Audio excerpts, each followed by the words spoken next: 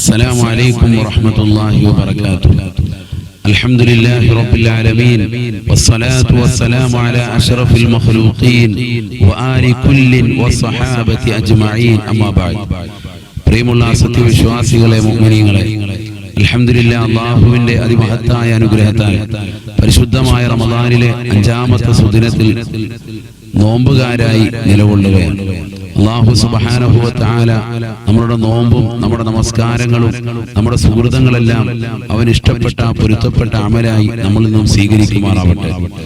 പരിശുദ്ധമായ റമദാനിലെ ഏറ്റവും വലിയൊരു ഇബാദത്താണ് തറാവീഹ് എന്ന മഹത്തമാകുന്ന സുന്നത്ത് നമസ്കാരം. മൻ ഖാമ റമദാന ഈമാനൻ വഹ്തിസാബൻ ഗുഫിറ ലഹു മാ തഖദ്ദമ മിൻ ദംബിഹി. നബി സല്ലല്ലാഹു അലൈഹി വസല്ലം തങ്ങളുടെ അധ്യാപനമാണ്.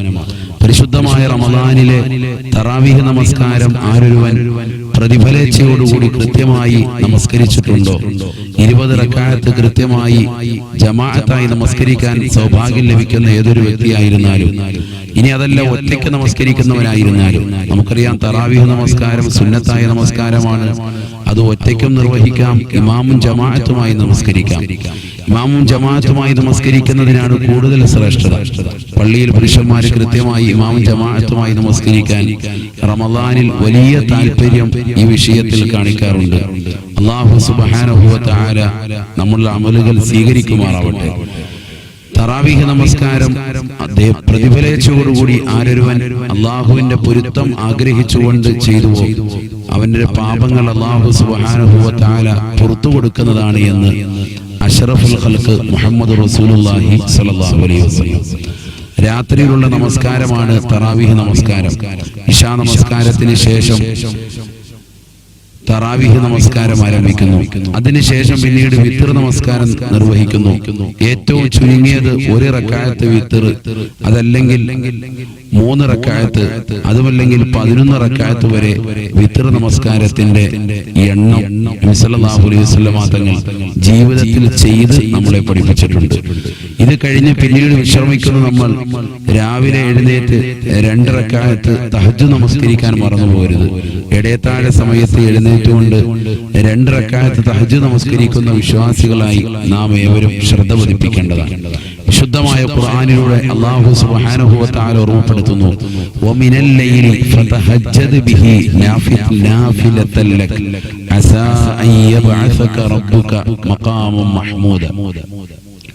വിശുദ്ധമായ ഖുർആനിലൂടെ അല്ലാഹു സുബ്ഹാനഹു വ തആല ഓർമ്മപ്പെടുത്തുകയാണ്, ബിസ്മില്ലാഹിർ റഹ്മാനിർ റഹീം വമിനൽ ലൈലി ഫതഹജ്ജദ് ബിഹി നാഫിലതൻ ലക അസാ അൻ യബ്അസക റബ്ബുക മഖാമൻ മഹ്മൂദ. ജീവിതത്തിൽ വലിയ സ്ഥാനമാനങ്ങൾ ആഗ്രഹിക്കാത്തവരായി ആരുമുണ്ടാവുകയില്ല. നാം ഏവരും ദുനിയാവിലും ആഖിറത്തിലും ഉയർന്നവരാകണമെന്നുള്ളതാകുന്ന ചിന്ത വെച്ച് പുലർത്തുന്നവരാണ്.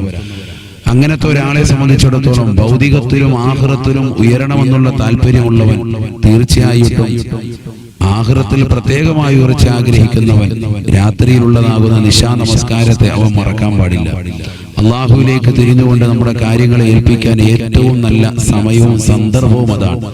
ലോകം മുഴുവനും ഉറങ്ങുമ്പോ ഉറക്കമൊഴിച്ച് നിർനിദ്രനായി അള്ളാഹുവിലേക്ക് മടങ്ങാൻ നമുക്ക് കഴിയണം.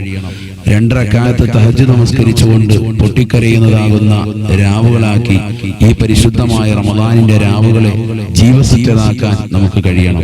അല്ലാഹു സുബ്ഹാനഹു വ തആല നമ്മുടെ തറാവീഹും നമ്മുടെ പരിശുദ്ധമായ തഹജ്ജുദ് അടക്കമുള്ളതാകുന്ന സർവ്വ നമസ്കാരങ്ങളും അല്ലാഹു കബൂൽ ചെയ്ത് അനുഗ്രഹിക്കുമാറാവട്ടെ.